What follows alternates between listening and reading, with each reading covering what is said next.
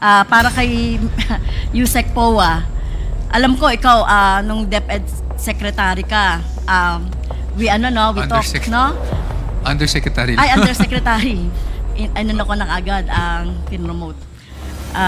Ibig sabihin, cold cash ito na ang nag-disburse lang. It's either si Fajarda o si Vice President Duterte. Sila lang talaga yung nakakaalam. By the way, sino po yung nag-prepare ng accomplishment report sa DepEd, Mr. Chair? Attorney Poma. Mr. Chair, I would assume it would also be the SDO at that point. Hindi po... SDO Fajardo. Opo, kung Fajarda. sino po yung nakapirma. Hindi po ako familiar kasi dun sa accomplishment report, but I think it's prepared by the SDO as per the rules. Okay, so siya yung naglabas ng pera. Siya rin yung nag-report nito. I think yun po yung requirement, Your Honor. I don't have a copy, but I can look for a copy of the accomplishment report. Hindi, yun nga. Yung accomplishment report, eto na lang, kung walang copy ang DepEd. So, ang tanong ko lang po, eto ba, tatanungin ko ba kay Fajarda, bakit 39 days with the same amount? Yung other quarter, 37 million din, 37.5 in 69 and 68 days.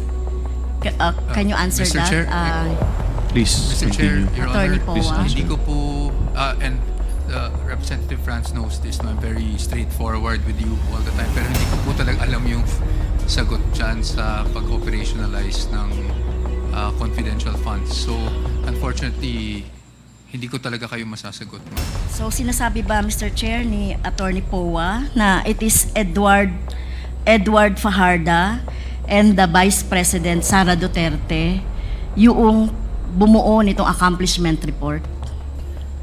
I have no personal knowledge kung sino po mismo yung nagbuo, but I'm only saying that because of the signatures found in the accomplishment report, Your Honor. Okay, napakahalaga, Mr. Chair, na mapatawag talaga si si Vice President Sara Duterte together with Fajarda. Kasi katulad nung observation natin sa 125 million na OVP na misuse, parang may nakakakitaan talaga natin dito, no, ng problema ng misuse.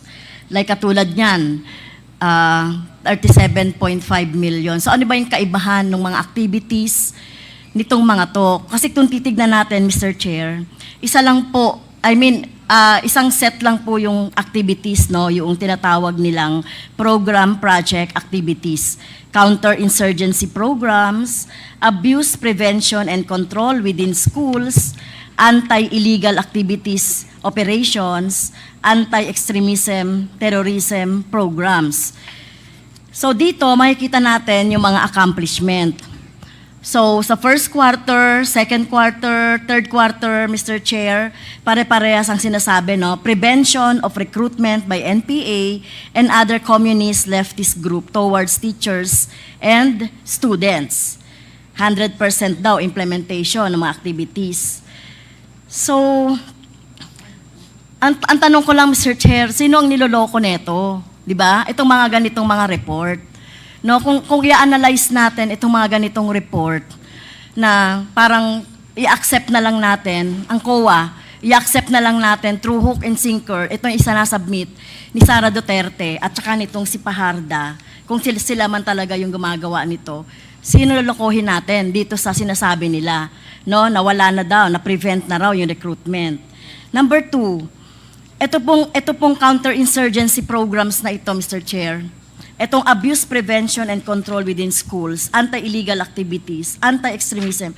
Ito po ba yung talagang pinaka-problema ng mga eskwelahan natin? Para kay Yusek Poa, alam ko ikaw, nung DepEd Secretary ka, we talk, no? Undersecretary. Ay, Undersecretary. Ko na agad ang pinromote. Di ba, nagtotalk tayo ng mga problema sa schools. Di ba?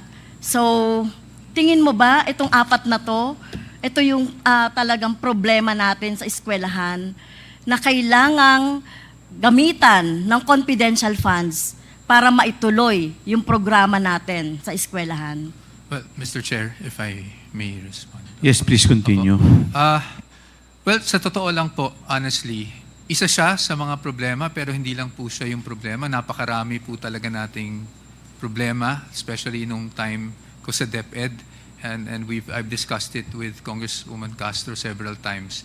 So, I cannot naman po say it's not one of the problems because may mga reports nga na umabot sa atin na may ganyang problema. But I would say na it's one of the many problems in basic education. Yes, mas ano yung problema like yung grooming, ito yung binanggit ni Sara Duterte nung tinanong ko, saan mo gagamitin yung confidential fund, Mr. Chair? So tinanong ko sa noong 2022. So sabi for grooming daw, etc. Pero nakita naman natin problema ngayon, di ba? Mga bullying, no? At iba pa na related, pero mukhang hindi ito yung nakikita nating pinaka-problema, no, sa mga eskwelahan natin. Kung titignan natin ito, Mr. Chair, parang ginawa lang ito para ma-justify lang yung confidential funds na 150. Nakita naman natin, Mr. Chair, doon sa palitan kanina ng interpellation ng mga nauna. So itong mga ginagawa na ito na certification, Mr. Chair, hindi ito project ng DepEd. No? Ay hindi ito ginawa at hindi ito pinondohan ng DepEd. Hindi nga alam ni ni Attorney Powa etong mga activities na to. Hindi nyo naintindihan. Pero nakita natin, Mr. Chair, sinubmit. Ano ba to? Pinractice ba natin dito na yung parang sinasabi natin na hindi natin iniintindi? So, ito ba, Mr. Powa, Attorney Powa, sinubmit nyo na lang ng walang pagkaintindi? Hindi ba kayo nagtanong kay former Yusek Mempis? Ano itong mga ito? Please answer. Mr. Attorney Chair, Powa. Mr. Chair, with all due respect, ma'am, hindi naman po sa hindi inintindi. Humingi po ako ng reports na evidencing success para as required by COA. Nung nakita ko po yung report, ang pagkakaintindi ko po is hinold yung mga seminars due to coordination and information received from DepEd. So I took the Pero, certification Mr. as Chair, is. patuloy na kita dyan, Attorney. Opo. Malinaw naman kanina doon sa interpellation na wala itong relasyon dito sa activity ng DepEd. Ni wala ngang MOA, Mr. Chair. Di ba? So, hindi mo pwedeng gawin ito na justification para bang Mr. Chair, sa eskwelahan, hindi ka makapag-liquidate. Ngayon, kulang ka ng ilang thousands. So, ang gagawin mo ba? Maghahanap ka ng resibo sa kung saan na pwede mo ipamasak doon sa liquidation ng confidential funds. So parang ito kasi, yung certification na ito, Mr. Chair, this justifies yung sa hinahanap ng COA na kulang na 15 million. Pero syempre may question nga ako, no? Paano ba ina-analyze ng COA itong mga ginagastos na ito sa confidential funds? Parang tanggap na lang ito. So okay na po yung kay Attorney Powa, no? Narinig ko na yung justification kanina. So sabi natin na kanina, Mr. Chair, na sige, hindi naintindihan nyo naman po ito na isinubmit sa inyo at isinubmit nyo sa COA. Pero hindi pa kayo nag-scrutinize, hindi pa kayo nagtanong. Para saan ito? Bakit ganito yung sinubmit ni Yusek Powa sa inyo? Yusek Mempin sa inyo po, Attorney Powa. Mr. Chair. Yes, please answer. To be perfectly candid, Mr. Chair and Your Honor,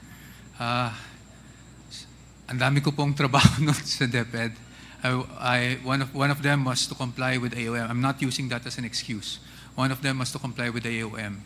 So kung ano pong documentation na available at that time na nasa OSEC or binigay sa amin, binigay sa OSEC, yun na lang po talaga yung sinubmit ko sa COA. Of course, I read the documents, Your Honor. If I respect the opinion of the good Congresswoman, I maintain fact na yun po yung impression ko na because there was already coordination and information from DepEd that I wasn't even sure if it would suffice, but at least that was a documentation that was provided to us, and so I had to submit it in compliance with COA po, Your Honor. So sa tingin ko, Mr. Chair, hindi ito suffice to justify yung paggamit ng confidential funds. Narinig naman natin na walang relasyon ito dun sa confidential funds. So saan napunta? Ang tanong dito, saan ginamit? Saan napunta? At kanino napunta? Etong tinatanong natin na 15 million na confidential funds na hindi na hindi nakita po ng COA. Mr. Chair, sino pwedeng sumagot nun? Mr. Chair, Please Hindi mo rin alam. answer, Attorney Chair. Poa. with all honesty, under oath, hindi ko po masasagot kung, Okay. dahil wala po akong personal knowledge dyan. Ang kanina kasi may nag-withdraw ng pera no sa Land Bank. Tama ba, Mr. Chair? Doon sa mga interpellation kanina. At sino ba sa ating colleague na nagsabi na kung paano nabuhat itong 37 million? Ako, Mr. Chair. Mula, si SDS. So, itong 37.5 million na ito, ibig sabihin, cold cash ito na ang nag-disburse lang. It's either si Fajarda o si Vice President Duterte. Sila lang talaga yung nakakaalam.